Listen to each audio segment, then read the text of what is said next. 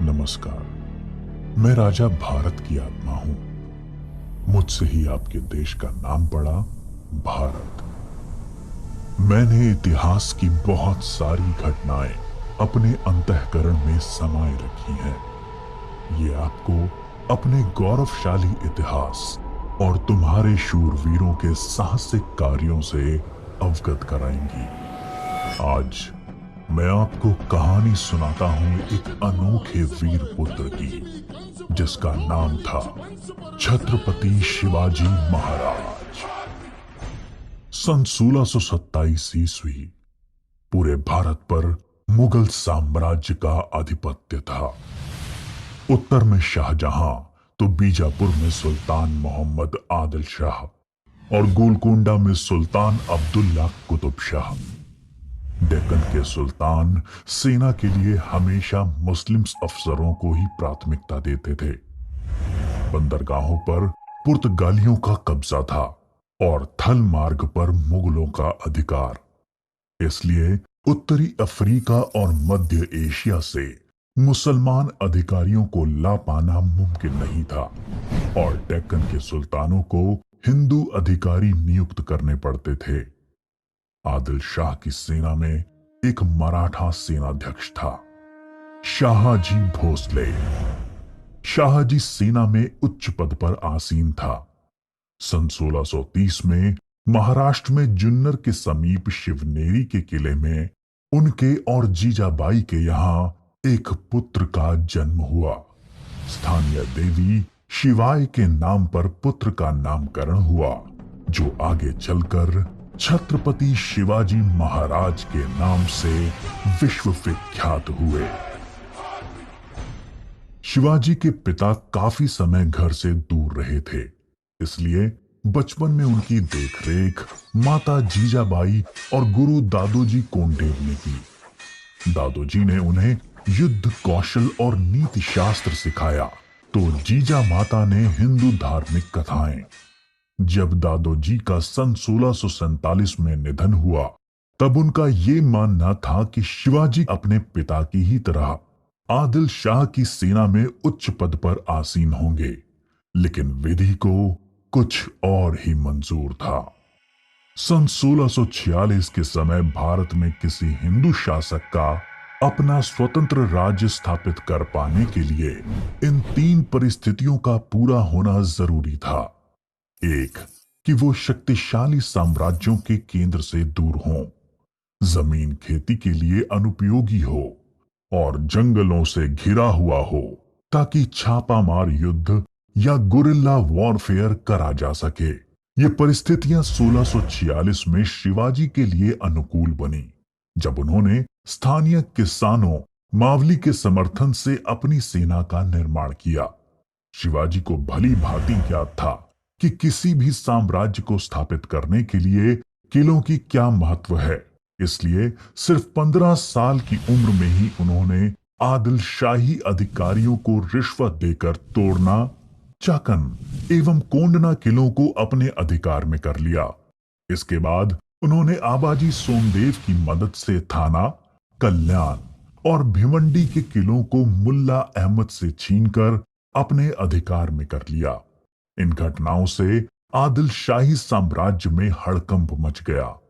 शिवाजी को रोकने के लिए उनके पिता को गिरफ्तार कर लिया गया। इसलिए शिवाजी ने अगले 7 बरस तक आदिल शाह पर सीधा आक्रमण नहीं किया। शिवाजी ने यह समय अपनी सेना को बढ़ाने और प्रभावशाली देशमुखों को अपनी ओर करने में लगाया। धीरे धीरे उन्होंने एक विशाल सेना खड़ी कर ली, जिसके घुड़सवार नेताजी पलकर ने संभाल रखी थी और पैदल सेना यशाजी कनक ने।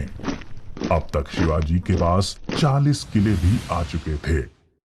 शिवाजी के बढ़ते प्रभाव को रोकने के लिए सन 1659 में बीजापुर की बड़ी साहिबा ने अफजल खान को 10,000 सिपाहियों के साथ शिवाजी पर आक्रमण करने का हुक्म दिया। अफजल खान अपनी क्रूरता और ताकत के लिए जाना जाता था।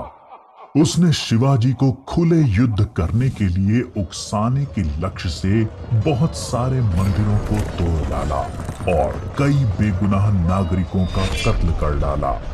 लेकिन शिवाजी ने चतुराई और रण कौशल का परिचय देते हुए छापामार पद्धति से युद्ध चालू रखा।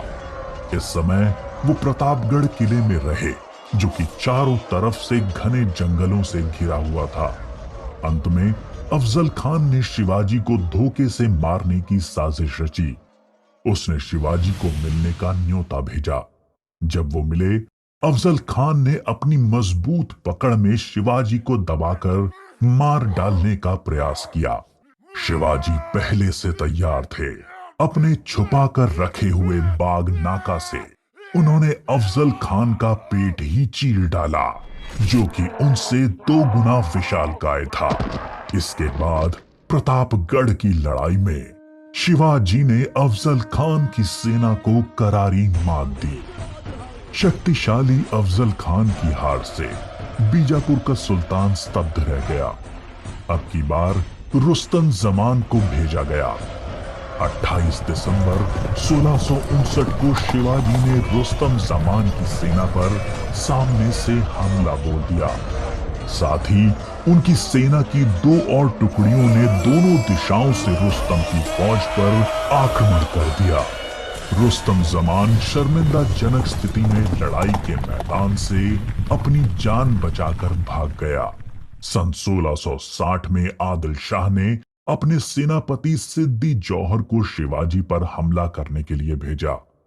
शिवाजी पन्हाला किले में थे और सिद्दी जौहर की सेना ने किले को चारों ओर से घेर लिया। शिवाजी ने सिद्दी जौहर को मिलने का न्योता दिया और जब वो मिले, आदिल शाह को संदेश भिजवा दिया कि सिद्दी जौहर उनसे गद्दारी कर रहा है। इससे आदिल शाह और सिद्दी जौहर के बीच लड़ाई छिड़ गई, जिसका फायदा उठाकर शिवाजी एक रात अपने 5000 सिपाहियों के साथ पन्हाला किले से बाहर निकल आए। बाजी प्रभु देशपांडे ने न सिर्फ सिपाहियों के साथ दुश्मन सेना को उलझाए रखा, जिसकी वजह से शिवाजी सकुशल विशालगढ़ पहुंच गए। इस लड़ाई में बाजी प्रभु देशपांडे को अपने प्राणों से हाथ धोना पड़ा। उनको महाराष्ट्र के इतिहास में एक महान योद्धा माना जाता है। इसके बाद बीजापुर की बड़ी बेगम ने औरंगजेब से शिवाजी को पकड़ने के लिए विनती करी। उसने अपने मामा शाइस्ता खान को 1,50,000 सैनिकों के साथ शिवाजी से युद्ध करने भेजा। शाइस्ता खान ने अपनी विशाल सेना के बल पर पुणे पर कब्जा कर लिया और शिवाजी के निवास स्थान लाल महल पे अपना बसेरा डाल दिया। शिवाजी ने चालाकी से अपने 400 सिपाहियों के साथ शादी के बारातियों के वेश में पुणे में प्रवेश कर लिया। रात के समय उन्होंने सीधे शाइस्ता खान के ऊपर खतरनाक हमला बोला। खान ने खाकी से कूदकर अपनी जान बचा ली, पर शिवाजी की तलवार की वार से अपनी 3 उंगलियां गंवा बैठा। उंगली तो गई और इज्जत भी। फिर शिवाजी ने सन 1664 में मुगल व्यवसायी केंद्र सूरत पर आक्रमण करके उसको तहस नहस कर डाला। औरंगजेब आग बबूला होकर 60 वर्षीय राजपूत सेना नायक मिर्जा राजा जयसिंह को अपने 1.5 लाख सैनिकों के साथ शिवाजी से लड़ने के लिए भेजा। इस युद्ध में शिवाजी की हार हुई और उन्हें अपने 23 किले और 4 लाख की मुद्रा हर्जाने के रूप में देनी पड़ी। उन्हें अपने 9 वर्ष के पुत्र संभाजी के साथ आगरा जाना पड़ा। शिवाजी को नियंत्रित रखने के लिए पहले यह तय हुआ कि उन्हें मुगल दरबार में कोई पद दिया जाए, लेकिन औरंगजेब ने उसको बदलकर शिवाजी को घर में कैद करने का आदेश दे दिया। औरंगजेब नहीं जानता था कि ये गलती बहुत महंगी पड़ेगी। शिवाजी ने बीमारी का बहाना बनाया और अपने स्वास्थ्य को ठीक करने के आशीर्वाद के लिए साधु संतों और फकीरों को रोजाना मिठाई और उपहार भेजने की इच्छा जताई। एक दिन वो खुद श्रमिक के भेष में सामान के डब्बे में संभाजी को छुपाकर बाहर निकल आए। वो मथुरा, काशी, गया, पुरी के बाद गोलकोंडा और बीजापुर होते हुए रायगढ़ पहुंच गए।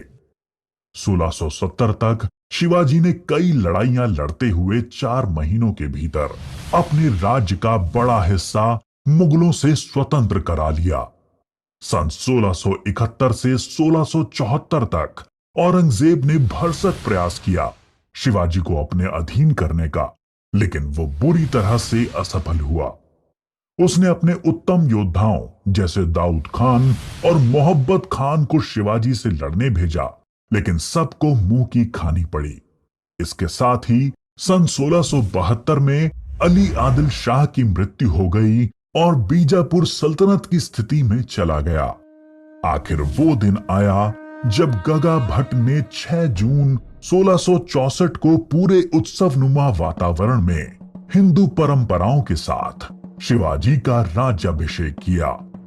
वो मराठा के राजा बने और कई सदियों के अंतराल के बाद हिंदू रीतियों, तिलक, जनेऊ और वेदों के उच्चारण के बीच किसी राजा का राज्याभिषेक संपन्न हुआ।